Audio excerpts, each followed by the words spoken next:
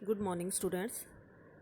ये 10th class की सामाजिक में हिस्ट्री का पहला टॉपिक है और ये मैंने आपको कल व्हाट्सएप के माध्यम से भेजा भी था एज ए होमवर्क, लेकिन उसमें से केवल 2 ही स्टूडेंट ऐसे हैं जिन्होंने काम करके वापस मुझे भेजा है। 25 में से ओनली 2 स्टूडेंट्स यानी 23 स्टूडेंट्स ऐसे हैं जिन्होंने अपना काम करके मुझे नहीं भेजा। इट मीन उन्होंने काम नहीं किया। हो सकता है कि इसमें 5-7 स्टूडेंट ऐसे हो जिनको बिल्कुल भी समझ में ना आया हो। इसके अलावा मैंने आपको ये भी बताया था कि जो बच्चे काम करके भेजेंगे उनको मैं मेंशन करूँगी, उनकी मैं यहाँ पे अटेंडेंस लगाऊंगी, प्रेजेंट शो करूँगी। जो बच्चे काम करके नहीं भेजेंगे उसको मैं एब्सेंट शो करूँगी। तो 23 स्टूडेंट कल के लिए एब्सेंट हैं, लेकिन फिर भी ऐसा कोई स्टूडेंट जो आज काम करना चाहता है कल वाला, तो आज के लिए फिर भी मैं उसकी प्रेजेंट शो कर सकती हूँ। अदरवाइज़ आगे आने वाले दिनों में ऐसा नहीं होगा। और आपको ये भी पता है कि जो आपके असेसमेंट्स के मार्क्स हैं वो भी टेस्ट के आधार पे और आप क्लास वर्क यानी आप अटेंडेंस कितनी है आपकी, कितने आप अटेंडेंस लगवाते हो अपनी, उसी के अकॉर्डिंग डिसाइड होते हैं।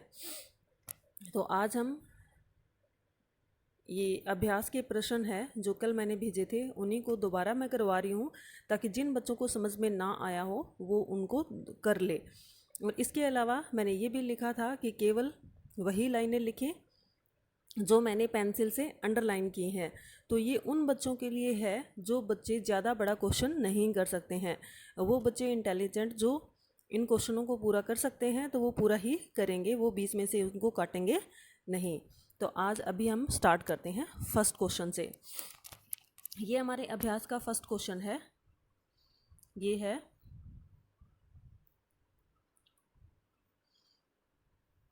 जूसेपे मैत्सिनी। कौन सा है? जूसेपे मैत्सिनी। इसके ऊपर टिप्पणी लिखनी है। टिप्पणी का मतलब जूसेपे मैत्सिनी कौन था इसके बारे में आपको बताना है। तो वो स्टूडेंट जो थोड़ा सा ही कर सकते हैं उनके लिए मैंने ये वीडियो बनाई है कि वो क्या क्या लिखेंगे। तो आप लिखोगे जूसेपे मैत्सिनी इटली का एक क्रांतिकारी था। ऊपर पहले क्वेश्चन डालोगे, जूसेपे मैत्सिनी पर नोट लिखें, तो उसके बाद उत्तर में लिखोगे जूसेपे मैत्सिनी इटली का एक क्रांतिकारी था। इसके बाद आप लिखोगे उसने 2 भूमिगत संगठन चलाए। उसने क्या किया? 2 भूमिगत संगठन चलाए। पहला था मरसाई में यंग इटली और दूसरा बर्न में यंग यूरोप की स्थापना की, जिसके सदस्य फ्रांस, पोलैंड, इटली तथा जर्मन राज्यों में समान विचार रखने वाले युवा थे। मैत्सिनी का विश्वास था कि ईश्वर की इच्छा के अनुरूप राष्ट्र ही मनुष्यों की प्राकृतिक इकाई है। ये क्या कहना चाहता है? ये कहता है कि इसने 2 संगठन बनाए, यंग इटली और यंग यूरोप। इसमें फ्रांस, पोलैंड और इटली जर्मन के समान विचार रखने वाले युवा सदस्य थे। और मैत्सिनी का विश्वास था कि ईश्वर की इच्छा के अनुरूप, कि ईश्वर चाहते हैं कि लोग किसमें रहे, राष्ट्रों में रहे, और राष्ट्र ही उनकी प्राकृतिक इकाई है।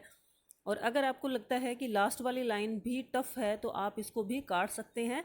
सिर्फ आप यहाँ तक लिख सकते हैं जर्मन राज्यों में समान विचार रखने वाले युवा थे। सिर्फ आप इतनी लाइन भी इसके बारे में लिख सकते हैं। तो बेटा इसमें से छोटे क्वेश्चन निकलते हैं। कौन कौन से? जूसेपे मैत्सिनी कहाँ का था? तो इटली का एक क्रांतिकारी था। दूसरा, उसने कौन से 2 संगठन बनाए? यंग इटली और यंग यूरोप। इसके बाद थर्ड छोटा क्वेश्चन निकलता है कि यंग इटली और यंग यूरोप के सदस्य थे, संगठन के जो सदस्य थे वो कौन से देशों के थे? तो फ्रांस, पोलैंड, इटली और जर्मन राज्यों के समान विचार रखने वाले युवा थे। तो ये इसमें से क्वेश्चन निकलते हैं, इसलिए ये वेरी वेरी इंपॉर्टेंट क्वेश्चन है।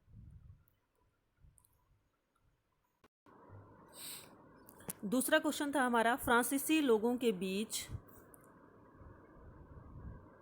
सामूहिक पहचान का भाव पैदा करने के लिए फ्रांसीसी क्रांतियों ने क्या कदम उठाए?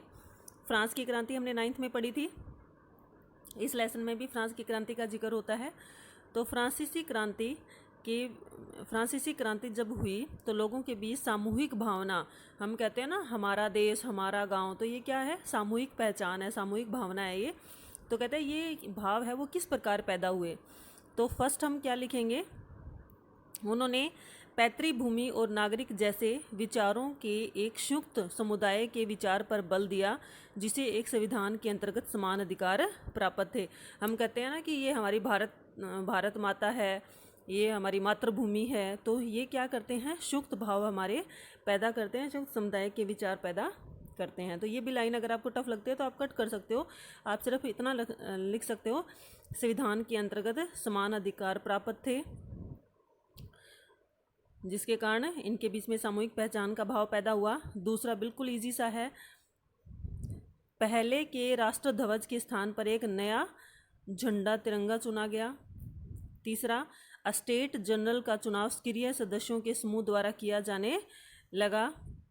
एक केंद्रीय प्रशासनिक व्यवस्था लागू की गई, जिसमें अपने भूभाग में रहने वाले सभी नागरिकों के लिए समान कानून बनाए गए। क्षेत्रीय बोलियों को हतोत्साहित किया गया और पेरिस में फ्रेंच जैसी बोली प्रचलित थी, वही राष्ट्र की साझी भाषा बन गई। तो आप सिंपल लिख सकते हो, फ्रांस को राष्ट्रभाषा बनाया गया। ये बिल्कुल छोटा सा क्वेश्चन है, बस इतना ही करना है इसमें से। इसके अलावा भी फिर भी प्रॉब्लम हो रही है तो आप बिल्कुल छोटे छोटे 3 या 4 पॉइंट इसके कर सकते हो, जैसे सेकंड पॉइंट कर लिया, थर्ड पॉइंट कर लिया, फोर्थ पॉइंट कर लिया, और फिफ्थ का सिर्फ इतना लिख दिया कि फ्रेंच भाषा को राष्ट्रभाषा बना दिया गया। तो ये आपका सेकंड क्वेश्चन है वो यहाँ पे कंप्लीट हो जाता है। अब हमारा थर्ड क्वेश्चन स्टार्ट होता है, नेपोलियन के उदय को कैसे समझा जा सकता है। वेरी वेरी इंपॉर्टेंट क्वेश्चन है बेटा ये। नेपोलियन के उदय को कैसे समझा जा सकता है, 1799 में डायरेक्टरी शासन यानी जो राजतंत्र चला आ रहा था उसको ख़त्म कर दिया गया और नेपोलियन फ्रांस का राजा बन गया। कांसुल का मतलब वहाँ का चांसलर बन गया। उस जनमत संग्रह करवाया गया, ये लाइन तो लिखनी नहीं है, आप यहाँ तक लिख सकते हैं इसको, बना। फिर है सन 1799 के संविधान का निर्माण। अपनी स्थिति को सुदृढ़ करने के उद्देश्य से नेपोलियन ने संविधान का निर्माण किया, यहाँ तक लिखना है। फिर नेपोलियन ने अपनी योग्यता, क्षमता और कार्यकुशलता से राज्य की समस्त शक्तियां हैं वो अपने हाथ में ले ली और गणतंत्र शासन प्रणाली तो नाम मात्र की ही प्रणाली सिद्ध हुई। लास्ट वाला भी पॉइंट काट सकते हो, आप इतना लिख सकते हो कि उसने सुदृढ़ करने के लिए संविधान का निर्माण किया और अपनी योग्यता, कार्यकुशलता से राज्य की समस्त शक्तियां अपने हाथ में ले ली।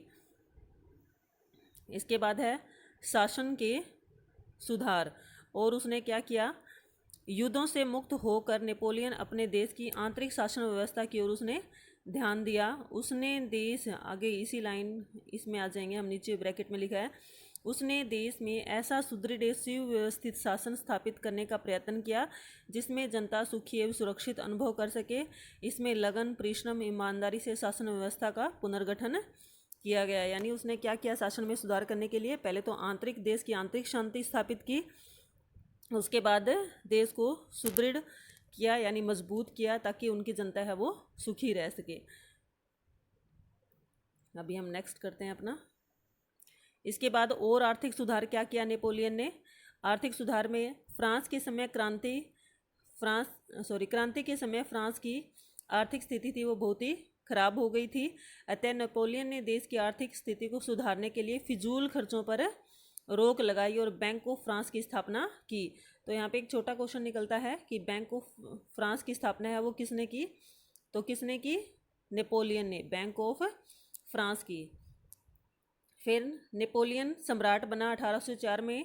नेपोलियन ने खुद को फ्रांस का सम्राट घोषित किया और यहाँ तक ही लिखना है ये। उसके बाद पुराने राजवंशों को हटाकर उसने नए राजवंशों की स्थापना की। नेपोलियन खुद को यूरोप के आधुनिकीकरण का अग्रदूत मानता था। बस इतना सा लिखना है बेटा ये। तो यहाँ पे आपके ये 3 क्वेश्चन है वो कंप्लीट हो जाते हैं। ये आपको याद भी करने हैं और आपको लिखने भी हैं। इसमें अगर कोई भी प्रॉब्लम है तो आप मुझे मैसेज कर सकते हैं और वीडियो को आप पूरा देखें। इसके बाद भी आपको नहीं समझ में आता है तो आप मुझे बताएं कि उसमें से क्या समझ में नहीं आया, और आपको वर्क कंप्लीट करके भेजना है। Thank you.